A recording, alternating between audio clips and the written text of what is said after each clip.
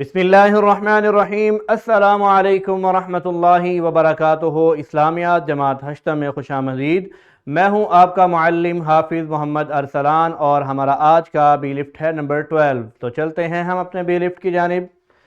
کتاب پر موجود یہ تسلسل جسے تمام طلبہ سالو کر چکے ہیں۔ ہمارا آج کا بی لفٹ ہے عافیت اور حسن خاتمہ کی دعاؤں کو مع ترجمہ و مفہوم سمجھ کر درست لفظ کے ساتھ تجوید کے ساتھ یاد کر کے اپنی روزمرہ زندگی میں پڑھنے کے عادی بن سکیں۔ گویا کہ اس SLO کے مطابق ہم ان دونوں دعاؤں کو پڑھیں گے، ان کو یاد کریں گے، ان کے معنی اور مفاہیم سے واقف ہوں گے اور اپنی عملی زندگی میں ان کو ڈھالنے کی کوشش کریں گے۔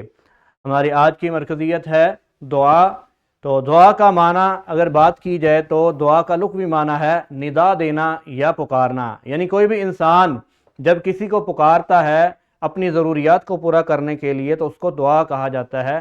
جیسے کہ یہاں پر بیان کیا گیا ہے کہ اپنی ضروریات کو اللہ تعالیٰ کے سامنے پیش کرنا اور اس سے مانگنا دعا کہلاتا ہے۔ دعا کے بہت سے فوائد ہیں اور ان میں سے کچھ فائدے یہاں پر آپ کے سامنے موجود ہیں کہ شیطانی وسوسوں سے بچاؤ اور برائیوں سے محفوظ رہتا ہے۔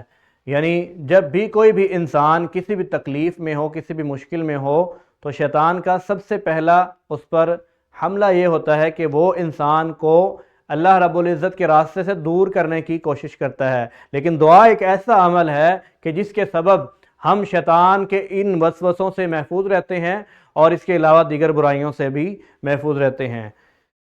عافیت کی دعا۔ اللہم انی اسألک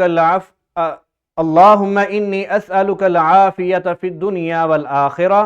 اللہم انی اسألک العفو والعافیت فی دینی ودنیای واہلی وممالی۔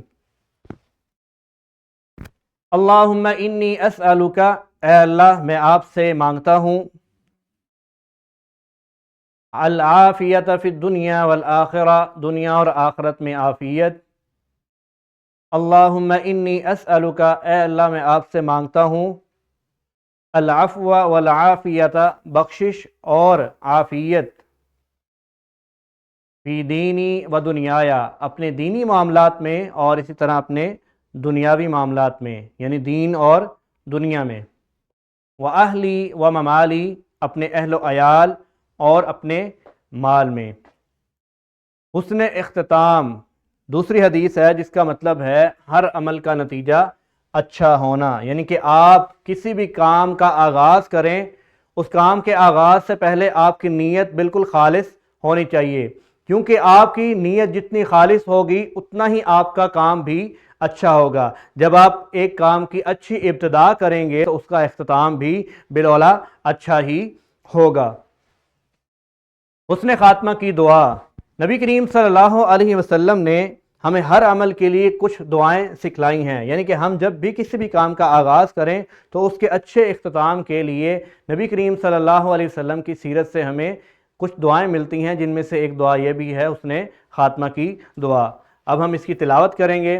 اللہم احسن عاقبتنا فی الامور کلہا واجرنا من خزی الدنیا وعذاب الآخرہ، جس کا مفہوم ہے اللہم احسن عاقبتنا، اے اللہ ہمارا انجام اچھا کر، فی الامور کلہا، تمام امور میں، امور کہتے ہیں کام کو، یعنی کہ تمام کاموں میں ہمارا انجام اچھا کر، وَأَجِرْنَا مِنْ خِزْيِ الدُّنْيَا، اور دنیا کی رسوائی سے ہمیں بچا، وَعَذَابِ الْآخِرَةِ، اور آخرت کے عذاب سے بھی ہمیں بچا۔